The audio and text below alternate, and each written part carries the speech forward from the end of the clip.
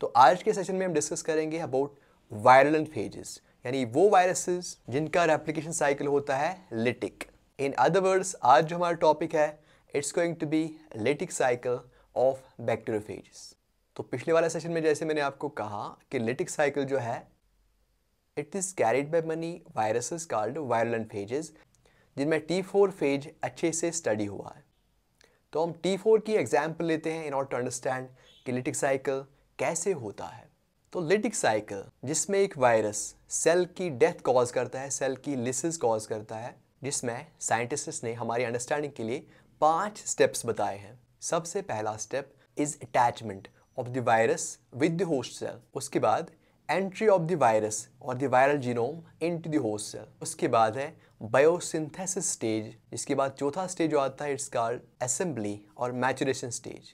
And the final step is lysis and the release of the virions, जिसमें cell की death हो जाती है और जो वायरियॉन पार्टिकल्स होते हैं वो सेल से बाहर आते हैं और बाकी सेल्स को फिर रीइन्फेक्ट करते हैं। तो चलिए इन्हीं स्टेप्स को समझते हैं वन बाय वन। सबसे पहला step is obviously attachment of the virus with the host cell. तो होस्ट सेल हमारे पास एक बैक्टीरियल सेल है जिसको इन्फेक्ट करेगा एक वायरस, जिसको हम बोलेंगे बैक्टीरियोफेज। स्पेसिफिकली अभी बात करते हैं T4 बैक्टीरियोफेज की। बैक्टीरियोफेज का स्ट्रक्चर जब हमने पढ़ा वहां पे हमने ये जाना कि बैक्टीरियोफेज के बेस प्लेट के साथ लगे होते हैं tail fibres and tail pins. सबसे पहले टेल फाइबर्स ही अटैच हो जाते हैं होस्ट सेल पे। बैक्टीरियल सेल पे भी कुछ रिसेप्टर्स होते हैं जिनके साथ टेल फाइबर्स अटैच होते हैं। ये रिसेप्टर्स लाइपोपॉलीसेकेराइड्स भी हो सकते हैं, ये फ्लैजेला भी हो सकते हैं, ये कार्बोहाइड्रेट्स या फिर प्रोटीन्स भी हो सकते हैं on the bacterial cell surface. So bacteria पे जो रिसेप्टर्स हैं और जो वायरस की जो टेल फाइबर्स हैं उनके दरमियान इंटरेक्शन होता है, लेकिन टेल फाइबर्स जो होते हैं उनका जो अटैचमेंट होता है विद द सेल सरफेस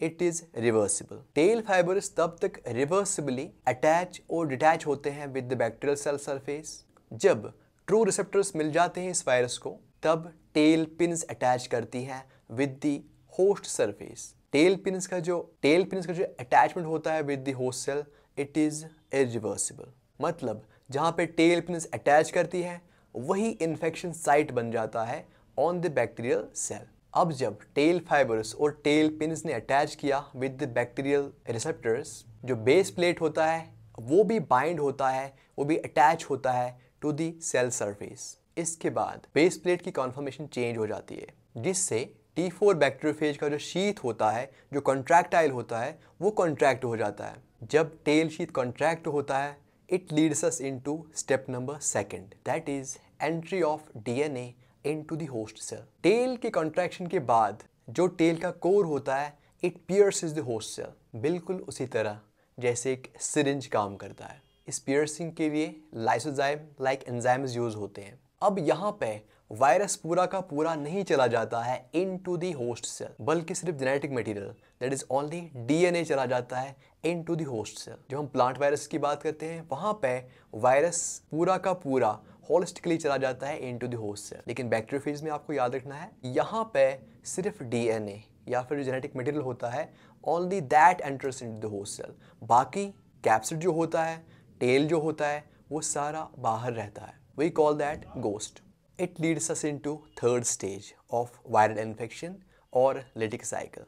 और तीसरा स्टेज जो है it is the biosynthesis stage। अब जब बैक्टीरियल सेल के पास एक फॉरेन DNA आता है या फॉरेन जेनेटिक मटेरियल आता है, it tries to use its own defense mechanism in order to fight this DNA। लेकिन वायरस के पास बहुत सारी स्ट्रैटेजीज हैं इस डिफेंस मैकेनिज्म के खिलाफ लड़ने के लिए।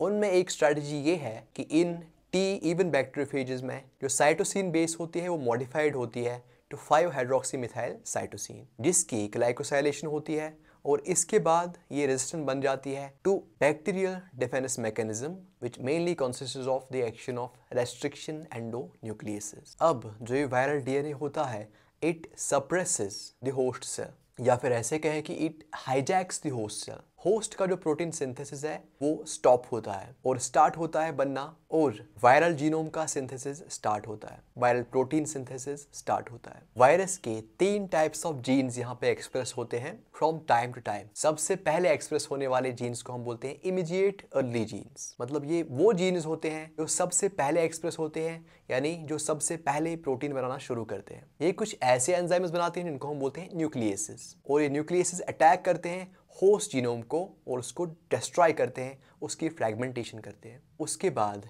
एक और सेट ऑफ जीन्स एक्सप्रेस होता है, उनको हम बोलते हैं डिलेड अर्ली जीन्स या फिर मिडिल जीन्स।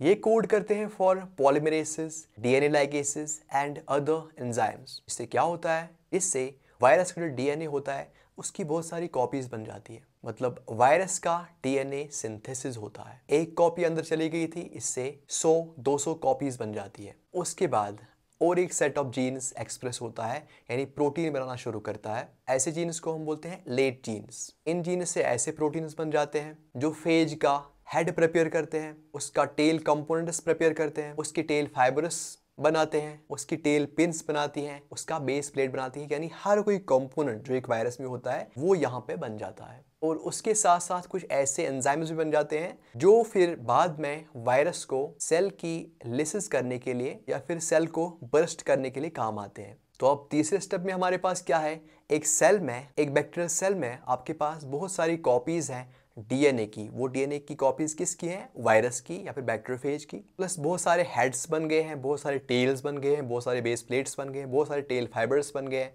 बहुत सारे टेल पिन्स बन गए हैं। लेकिन ये सारे कंपोनेंट्स जो हैं they are separated from each other, ये अभी असेंबल नहीं हुए हैं।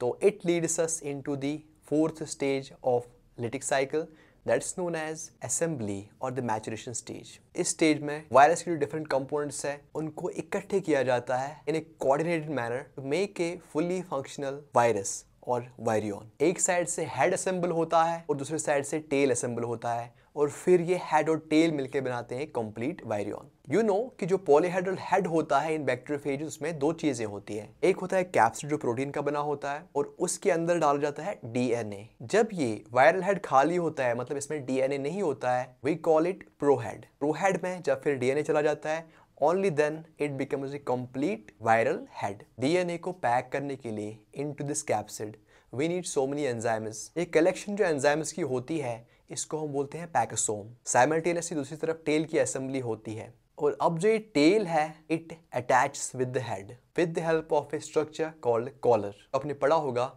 इन दी बैक्टीरियोफेज स्ट्रक्चर। तब जाके टेल फाइबर्स अटैच होते हैं टू द बेस प्लेट और एक कंप्लीट एक वायरियन बन जाता है, which are now ready to get released from the host cell. It leads us into the last stage of lytic cycle, that is lysis of cell and release of virions. यहाँ पे क्या होता है, यहाँ पे जब एक होस्ट सेल में 200 से 300 वायरस की कॉपीज बन जाती है तब सेल की लिसिस स्टार्ट होती है। इस होस्ट सेल से बाहर आने के लिए virus employ 2 kinds of enzymes. हमें पता है कि अगर वायरस को इस सेल से बाहर आना है उनको 2 बैरियर्स क्रॉस करने पड़ेंगे। पहला एक इनर बैरियर जिसको हम प्लाज्मा मेम्ब्रेन कहते हैं, और दूसरा बैरियर जो होता है it is the cell wall. इन 2 बैरियर्स को क्रॉस करना है, only then they can come out of the host cell. Plasma membrane को डिस्ट्रॉय करने के लिए, डैमेज करने के लिए वो यूज करते हैं होलिन, और सेल वॉल को डिस्ट्रॉय करने के लिए वो यूज करते हैं लाइसोजाइम। ये 2 एंजाइम्स यूज होते ही होस्ट सेल की लिसिस हो जाती है, एंड ऑल द वायरसेस